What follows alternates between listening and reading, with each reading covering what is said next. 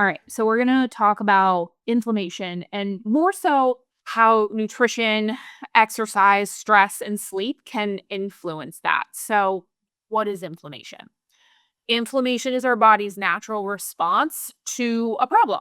And that problem could be an injury, it could be an infection, or just some harmful stimuli that's coming in. It's a normal and important reaction that signals to the immune system that something's wrong so it can start to fight it off or heal the area. But, there's acute inflammation. So that's something like an ankle injury or a fever or the flu. And then there's chronic inflammation. Acute inflammation happens really quickly, usually resolves itself. Chronic inflammation is another story, though, and it's low grade. It's long term activation of the immune system, and it can damage healthy cells in our body, tissues, organs long term. And over time, if not addressed or treated, it can lead to things like diabetes, heart disease, rheumatoid arthritis, and probably a whole host of other chronic conditions that we all know. So, we have over 72 trillion cells in our body, and each of those little cells, it's its own little intelligence system within you, and it's always responding to the environment that you put yourself in. Now, even so far as like if you're in a loving, nurturing environment, your body will respond accordingly versus if you're always hanging around a lot of negative, toxic people, consuming toxins, eating a lot of processed foods, your body's going to respond with an inflammatory reaction. Every cell that we have on the outer part has a membrane whose job is to breathe, allowing nutrients, vitamins, hormones to come in and out of the cell. And when we're chronically in a state where maybe we don't move our body, we eat inflammatory foods, the cells create inflammation around that outside membrane, and that blocks the flow of necessary nutrients, vitamins, minerals in and out of the cell. And inflammation is our body's initial step to say, there's a crisis here. I need to do what I can to protect myself. The challenge we have with that chronic systemic inflammation, when we eat the wrong foods, hang out with the wrong people, expose ourselves to toxins, think negative thoughts, we often don't even slow ourselves down enough to heal. With acute inflammation, it's like rest, ice, compression, yada, yada. But chronic inflammation is a much tougher thing to address. So, why does this matter? It's usually invisible. Like a sprained ankle, that's going to swell. You're going to see it right away. But internal chronic inflammation doesn't always show up as an obvious symptom until it's already damaging the body. So, with that chronic inflammation, our immune system never fully turns off. And that's where that tissue damage over time happens. So, what are some common triggers of inflammation, especially chronic inflammation? And we'll go a little bit more into some of these. So, diet, first and foremost. The standard American diet and really the environment that we all live in this country is really not conducive to being your healthiest best self. It's just not. We live in an environment where ultra processed, hyper palatable foods are rampant. Another common trigger of chronic inflammation is gut health issues. So, having an imbalance of your gut bacteria, which can also be caused by our diet. Chronic stress. So, having elevated cortisol levels can lead to immune dysfunction over time. Sleep deprivation, that can alter our hormone regulation over time and increase our inflammatory markers in the body. And then overtraining or sedentary lifestyle. So the two extremes there, too little or too much exercise can cause inflammation. How do we measure inflammation? To my knowledge, there's no single test for chronic inflammation, but some common biomarkers you can look at. Could be so from a blood work perspective, there's C-reactive protein. Elevated levels of that indicate that there's systemic inflammation. Homocysteine, high levels are linked to cardiovascular disease. Your hemoglobin A1C, which is measuring your long-term blood sugar levels, it's a key factor in inflammation and a key measure for diabetes. If you have an A1C over 9, that means your diabetes is in poor control. If you're pre-diabetic, I think it's somewhere between like 6.4 and 7.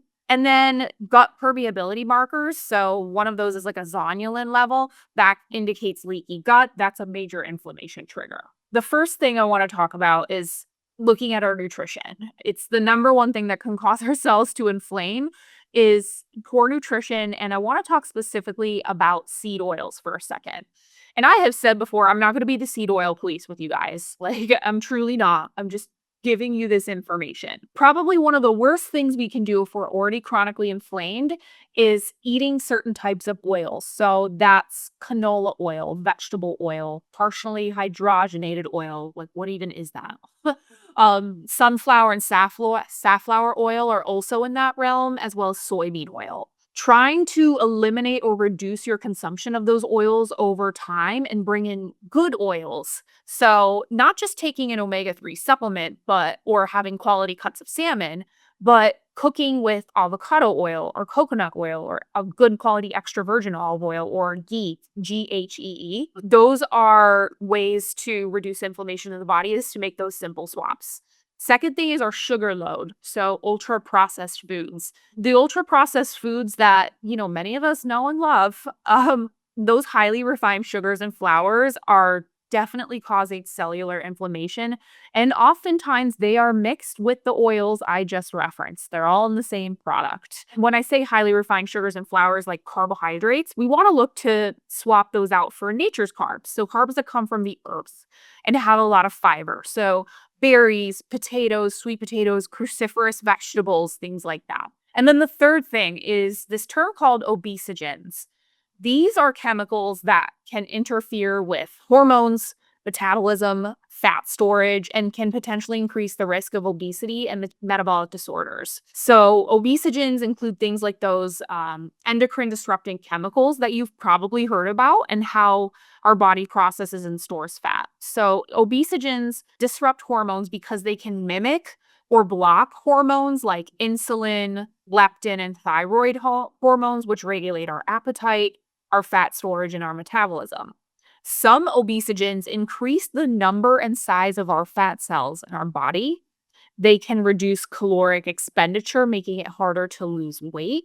And some of them can impact our gut microbiome, which plays a role in our digestion and our overall metabolic health. So, what is an obesogen? What are their sources? So, think of BPA and BPS. These are found in plastics, so water bottles, certain food containers, receipts, even.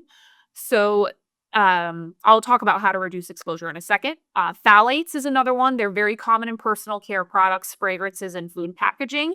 You'll see a lot of like body washes and lotions and shampoos say phthalate free. That's a good thing. Pesticides are definitely obesogens and found mostly in non-organic produce or like treating your lawn and things like that. And don't get me wrong, like time and place certainly for pesticides, but just something to be aware of. Heavy metals, so like cadmium, arsenic, they can be found in contaminated water, even some foods, even some protein powders. So be wary of that. And then PFAs or forever chemicals. These are found in nonstick cookware, fast food packaging, waterproof clothing. So, how do we reduce our exposure to these things? Because seemingly all of this is everywhere. You could use glass Tupperware or stainless steel. Same with your water bottle instead of like plastic Tupperware, especially microwaving plastic Tupperware. That's probably not a good one. Even like your cutting boards, having like a plastic cutting board and you're cutting on it. I have plastic cutting boards right now, and I look at them and I'm like, I really need to replace these. Because when you cut on them, those little tiny shards can get in your food and you wouldn't notice it, but it can add up over time. Choosing organic produce when possible and when your budget allows to reduce pesticide exposure. Try to reduce processed and packaged foods with chemicals and preservatives and certain food dyes. With your personal care products, look to just slowly swap those out for cleaner versions over time, free from synthetic fragrances, parabens, and phthalates. That's an expensive endeavor, so take it like steps at a time. Like the next time you run out of a personal care product, maybe look at a cleaner alternative if you're not already using something. And filter your drinking water. You can buy a Brita filter for a pitcher. You can install an entire in-home system if you want to go that far. What we have here is we have a filter on our kitchen sink that I got off Amazon for $99. It lasts the whole year. And it filters our cold drinking water, which is what we use. So the bigger picture, obesogens can contribute to weight gain, but they're just one piece of the puzzle, right? We have to look at our lifestyle. So our movement, our sleep, our nutrition, and our stress management, that's going to play the biggest role. 70% of the immune system is actually in the gut. And our gut microbiome plays a very key role in regulating our inflammation in the body. And if we have an imbalance, that can lead to inflammation and allow more harmful bacteria to enter our bloodstream. So, the choices you make in the grocery store can definitely affect the inflammation in your body long term. There's plenty of studies out there that are looking at plant-based diets, Mediterranean diets, that are the Mediterranean diet specifically is low in red meat, processed foods. There's overwhelming evidence that that is a really good diet for reducing inflammation. Plant-based as well. In my personal take, I think we need some sort of form of meat in our lives. So I don't necessarily go full plant-based. To each their own, of course, but I think meat does play a valuable role. But it can come down to knowing a few things. So, processed and ultra processed foods. So, think of anything like in a box in the middle of the store, even deli meats. And don't get me wrong, I'll eat a deli meat from time to time, but I try to do it sparingly just because it is a little more processed and higher in sodium food. Energy drinks is a big one, and I say this as a Red Bull sugar-free girly. I love my sugar-free Red Bulls, and I know that that's not the best thing for me, but be mindful of energy drinks and even things like sweetened cereals, certain granola bars and granolas. There are better brands than others. I'm not saying don't eat granola. I eat granola all the time. Just like watch for things like that. There are certainly better products out there if you want to have a sweetened cereal, but maybe don't get Reese's Puffs. Maybe look for like a gluten-free alternative or a granola with some unsweetened vanilla almond milk instead of like Reese's Puffs, for example. I don't think anybody here eats Reese's Puffs. Over 60% of the American diet is ultra processed foods. Over 60%. So it's no wonder that 1 in 3 individuals in our country is overweight or obese. And now, more alarmingly, like 1 in 3 children are, which is really concerning to me. Refined sugars, high fructose corn syrup, that excess sugar is going to trigger insulin resistance in our body. That's going to fuel inflammation. So, anti inflammatory foods. I keep talking about the bad stuff. Let's talk about the good things. So, the rainbow, fruits, veggies, whole grains, legumes, these are all things that have anti inflammatory nutrients that our body needs. Fresh, simple foods are the best for improving the inflammatory markers in your body. So you can start building an anti inflammatory grocery list with something as simple as having more herbal tea or water instead of energy drinks, incorporating citrus fruits like oranges and grapefruits, cruciferous veggies. These are a good one, lots of fiber in them. So, broccoli, cauliflower, cabbage, turnips, and radishes. Those all contain sulforaphane, which is a very potent anti inflammatory compound. Blue or purple foods have a lot what's called polyphenols, which neutralize free radicals in the body that cause inflammation. So think blueberries, blackberries, plums, Concord grapes, for example. A deep orange, yellow, and red foods. So pumpkins, sweet bell peppers, tomatoes, carrots. Those are, again, the rainbow of foods. And fermented foods are also very good for you. Fermented foods improve our gut health and strengthen our immune system. So things like sauerkraut, kimchi, Greek yogurt, kefir, those are all good to incorporate into your diet from time to time. And then omega-3 rich foods, so your fatty fishes, your chia and your flax seeds, walnuts, those EPA and DHA, omega-3 oils are going to reduce inflammation and support brain function, good joint health, so all around good things. And then certain spices and herbs have very powerful anti-inflammatory compounds. So ginger, garlic, turmeric, black pepper, cinnamon, rosemary, and cardamom are good spices that are anti-inflammatory. And then lastly, whole grains. So things like oats, buckwheat, quinoa, brown rice, and wheat are anti-inflammatory in nature. So those are things to start adding to your grocery list if you want to work on inflammation. Things to trim from the list. Fried foods, right? So French fries, chips, donuts. If you want to have French fries, maybe take a potato, cut it up into a fry shape, air fry that bad boy with some sprayed avocado oil and spices on top. Bake kale chips. I just posted a kale chip recipe in the private Facebook group yesterday. They are delicious. Trim things like processed meats, like I said earlier, deli meats, bacon, hot dogs, Most sausages, I'm not saying these things are bad. We just want to consume them a little less than some of the other foods I mentioned that are a lot better for you.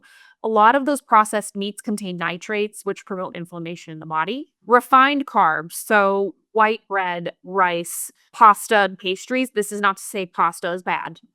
You could do a chickpea pasta, a lentil pasta. I like the Barilla Protein Plus pasta once in a while. So those are things to try. Black bean pasta, that one's kind of interesting. I've gotten it at Aldi. It's a weird texture, but lots of protein. And if you want to transition into this, if you're somebody like, I love my white bread and my rice, mix white and brown rice together and like start to transition over time. Mix white and whole wheat pasta or chickpea pasta or a sweet with an unsweetened cereal just to kind of ease into it. And then things like the seed oils, the shortening, margarine is another one. Like, I can't believe it's not buttered. I can't believe anyone would eat that. Like that, just go for like a natural butter, like Kerrygold or Kate's butter. Those are two really good brands to get at the store, and they're reasonably priced. Choose healthier oils like olive or avocado oil, for example. Coconut oil is a good one. And then seek to reduce or eliminate sugar sweetened sodas, fruit drinks, sweetened teas, like milky flavored coffees. Those can be big sugar bombs. And replace them with, sparkling water, regular water, unsweetened tea, plain coffee. I say plain coffee, but I love to have something in my coffee. So I support your usage of creamer if you need it. It's okay. A couple like meal ideas. So starting the day with oatmeal or overnight oats that you prep the night before, topped with berries or an apple, some flax or chia seeds, maybe a little bit of nuts, and a drizzle of honey. Could be a good start to the day. Building a protein packed smoothie. So some unsweetened vanilla almond milk or even like Fairlife milk. Fairlife's a good brand with some protein powder, maybe a big handful of spinach or kale, a bunch of frozen berries or frozen mango or frozen banana, add in flax or chia seeds. It all grinds up and you really do not taste the greens that you put in it. And that's just really going to bump up the value of that smoothie.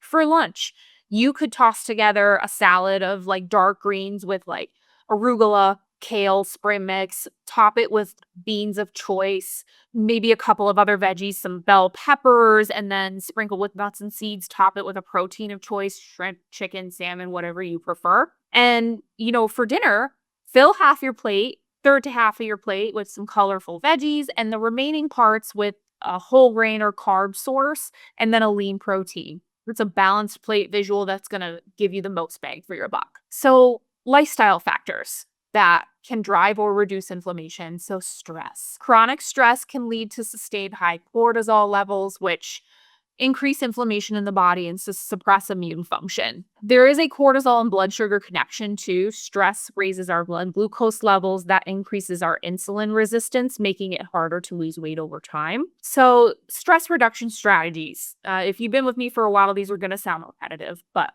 meditation or mindfulness. And I will tell you, I suck with this. I've tried it. I've taken mindfulness courses in Saratoga for like 8 weeks. Like it's hard to do when we're all high performing women, right? We're all juggling multiple responsibilities and have side hustles, work out like crazy. So like the idea of mindfulness and meditation, it's like I don't have a time block in my schedule in my online calendar for that.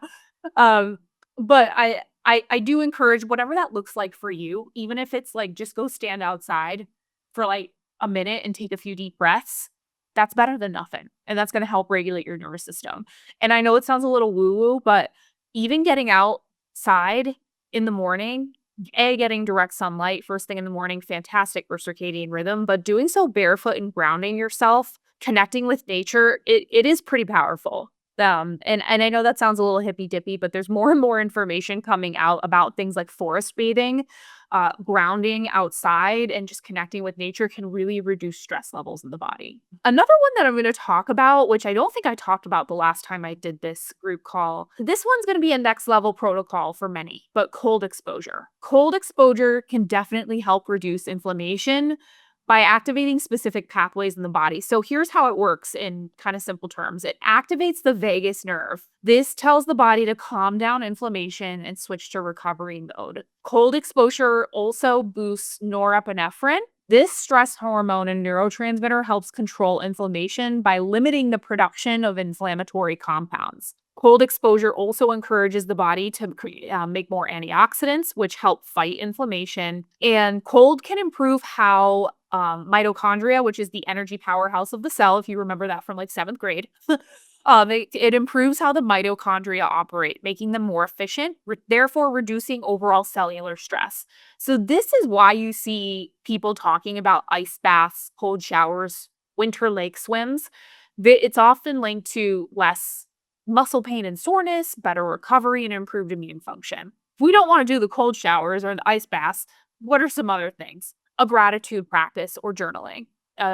Some of you have probably heard me say I have a note in my phone that says good things happen to me every day. Admittedly, I have not put anything in there yet this week, so I'm going to do that after this. But it's a good way for me personally. I struggle with journaling. I've tried it many times. It's just not for me, but a note in my phone where I can just put one bullet each day of something good that happened, no matter how small. Attitude of gratitude, definitely going to help lower stress overall because you're looking at life through truly rose-colored glasses and like things aren't that bad. Next up is sleep. So sleep deprivation can raise inflammatory markers over time, and chronic sleep deprivation is definitely going to increase our risk for diabetes, obesity, and cardiovascular disease. That's like long-term sleep deprivation. So practical sleep tips. Go to bed at the same time every night, ideally within a half hour window, and try to wake up around the same time every day. Try to reduce your blue light exposure. So that's why I initially purchased these because I'm in front of screens all day. I do try to bring them to bed with me sometimes as well. So trying to minimize or reduce screens 30 to 60 minutes before bed. Optimize your magnesium intake, whether that's through supplementation or through foods like leafy greens. That is a good way to help with sleep.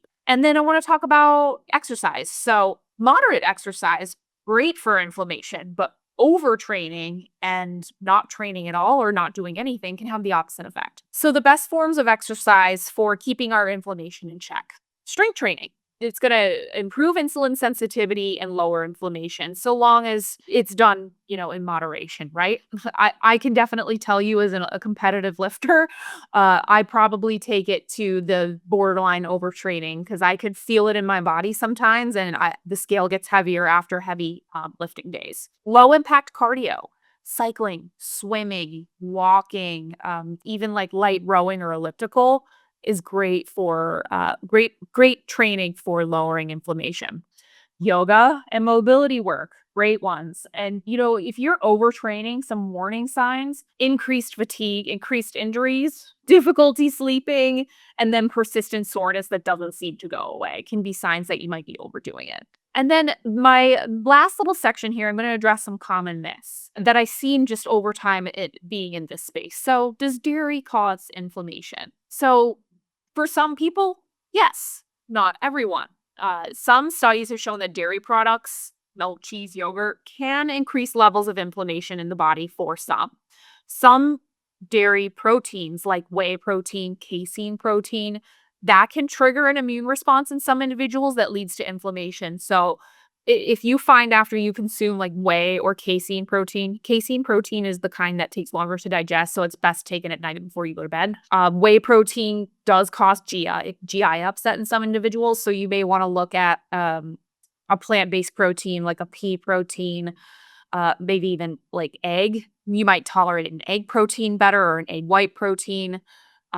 There's a pea protein. There's all kinds out there. And then, some dairy products can have high levels of saturated fat that can be linked to inflammation as well. So dairy is very individual for people, but overall, dairy doesn't necessarily cause inflammation on the whole. There's other studies that have found that dairy consumption doesn't increase inflammation and can actually have the opposite effect. You're going to find with anything in this space, there's going to be a study that says this and then a study that says the exact opposite. However, like fermented dairy products, so yogurt and kefir, Those have good probiotics that feed our gut bacteria in the best way possible, and that helps reduce inflammation. And overall, dairy products are a good source of calcium and vitamin D, so that's not necessarily a bad thing. The evidence on whether or not dairy causes inflammation is kind of mixed. It's really important to know what's best for you and how your body reacts to it. Obviously, if you have a dairy allergy or lactose intolerance, you're going to experience inflammation if you consume dairy. So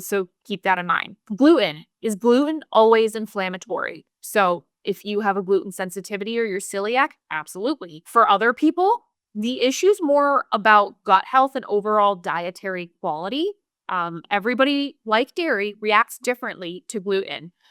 I would say that it's not a bad thing to consider to reduce your consumption of gluten overall. That's not going to be a bad thing. I'm not saying you need to be gluten free unless you have to be because you know for sure. But some easy ways to like reduce gluten in your life, like bread is a big example. Sourdough is a great alternative. If you're celiac, like obviously you have to have full gluten-free bread, but sourdough and the process that it goes through, the fermentation process, removes the majority of gluten from the product. So people who have a sensitivity, like myself, can handle it just fine. That's a good example. And nowadays it's easier than ever to find gluten-free products. There are apps that you can get on your phone. There's one like Gluten Free Me, certified gluten free, that you can scan products to find out if it's safe to eat, and even look at restaurants to see if they have gluten-free menus or gluten-free items. And yeah, that covers those were, I guess I only had two. Okay, so some final takeaways. So chronic inflammation, it's a silent but powerful driver of chronic disease. And we have control over it through our daily choices in the food we eat, how we manage our stress, our sleep schedule, and our exercise. So the blanket recommendations where we want 7 to 8 hours of sleep a night. Be aware of how the world around you can affect your mental health and having the courage to act on things. Open up about your emotions, what's going on in your head. Seek out counseling or yoga or meditation. Grounded on Glen Street in Glens Falls here. If you're not local, that's not helpful. But Kayla does a lot of breath work, sound bowls, meditation, somatic experiencing that could be a good introduction for you into helping manage stress. I've done her mobile meditation bus before. I've done a sound bowl class with her before. It's very relaxing, so I highly recommend trying that out. Exercise. We want to get anywhere from 150 to 300 minutes per week of moderate exercise and try not to sit for more than an hour at a time. I know that's easier said than done when you're like back-to-back meetings all day. My watch tells me at minute 50 of the hour, you haven't stood up, so you need to get up. And there are times where I'm not able to, depending on my schedule. But even if it's just 20 to 30 minutes of walking a day, a couple days a week, that's better than nothing. Obviously, to manage your inflammation, avoid smoking or drinking excessive amounts of alcohol. That's not going to be helpful. And if you feel like your lifestyle is leaning more inflammatory, even just eating one anti-inflammatory food a day is not going to easily overcome that. But small, consistent lifestyle changes like you're all doing and working with me can lead to long-term health improvements.